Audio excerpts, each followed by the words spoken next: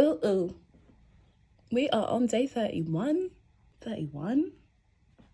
You know I'm going to do this up until we get to day 100. So just get ready. Okay, I did not think I would still be here. Oh my gosh. Do you know why as well? Just a kind of interlude before I get into it.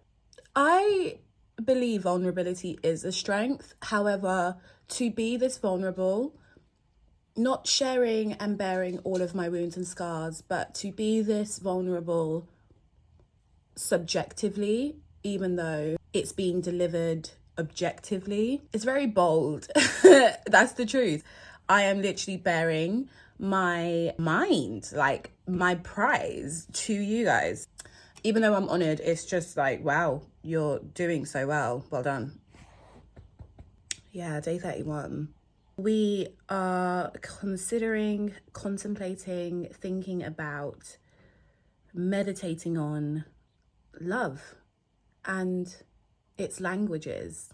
So I was having a chat with one of my girlfriends and we were speaking about my dating life at the moment. Naturally, in that conversation, I was just evaluating and reflecting on all of the different oh my gosh, the way that was about to come out.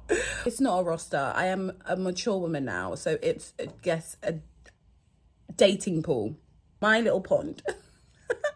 We were talking about one of the guys and I was just saying, you know, like, I want my man to be obsessed with me.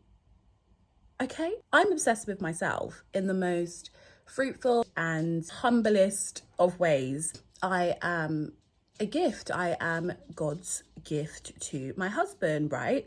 Find a good thing, you will find a wife. Find a wife, you will find a good thing. In the process of falling in love with myself, I had to cling to myself. I had to love myself. I had to become essentially obsessed about my needs being put first in any sort of relationship that I'm in. I don't expect that from my husband. I actually expect him to be the same, but it fits as a puzzle piece into our relationship. What do I mean by that? To break that down very simply, I believe my husband being my soulmate, right? We're not just looking for anybody, we're looking for someone very specific. He will have loved himself to be obsessed about himself in that same fashion. He will be modest, he will be humble, he will know his worth and not have to, you know, size it up against things, people and ways of being in the world that are revolved around ego, pride, whatever. We can go on and on. So if he is going to love himself unconditionally, then that should be a deal breaker in a way, a negotiable, really a non-negotiable in the qualities I'm looking for in a man. Why is that so important?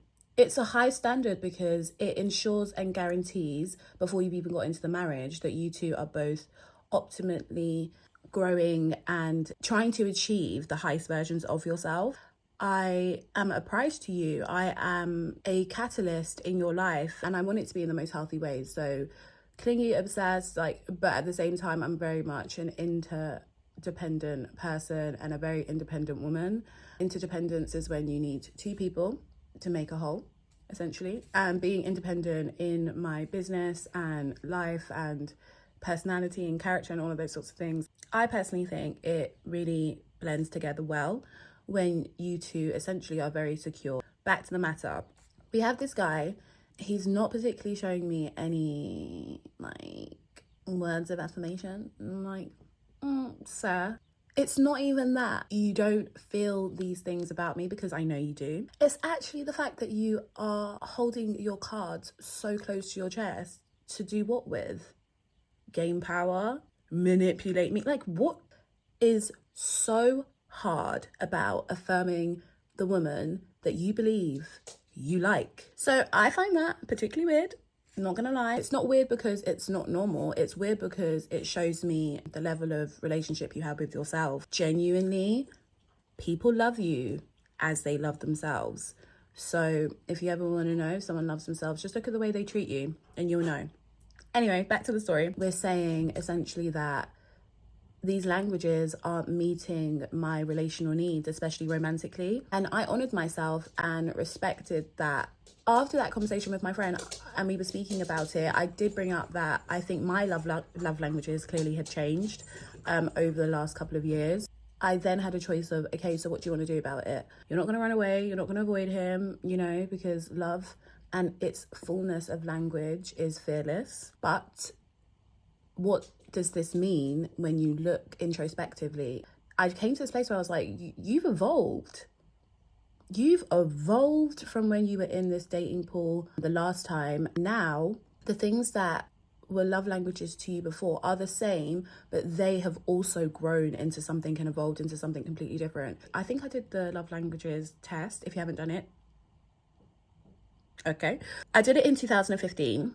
And around then anyway, and so we're 2023 now. That's a good 8 years. I'm a whole woman now. I did it again. The top one was receiving gifts, and that became so much clearer to me as to why that is the case. It's so far from materialism. It's really the fact that I'm being thought of when I am not there. Funnily enough, the second one actually has shifted down the ranking, and I was so surprised. But the second one, I believe, give the language of love back to a person reciprocally, is what this one represents, which is acts of service. And so I was like, okay, that makes so much sense, because I love to serve people, I love to help people, and so how I give love, I give it so generously, is by serving, acts of service. So that makes sense. And then the quality time was next, and then words of affirmation and physical touch were joined. Even saying that, words of affirmation and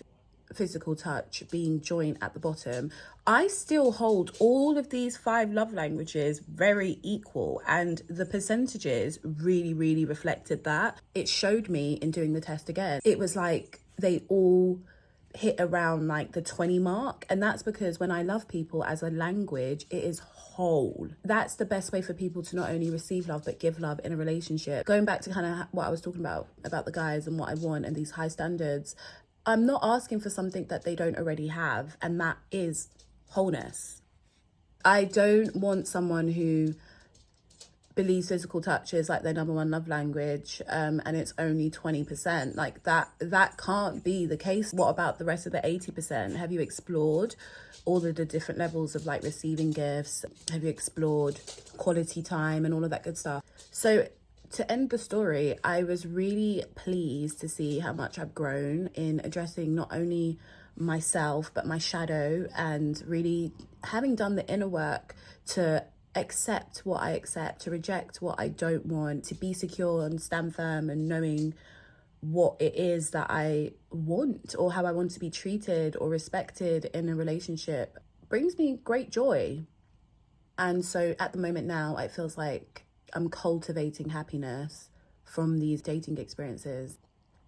I love that. It reminds me of this French saying. It says, joy is worn and happiness is cultivated. And that's where I'm at now, especially thinking about earlier on, I think it was around the first 5 days, or the first day, I said, I don't know if I'm happy. And in hindsight, I know I am happy now because I'm cultivating it. So the language of love, it evolves as you evolve. Check back in with yourself. Never stay fixed, always stay secure.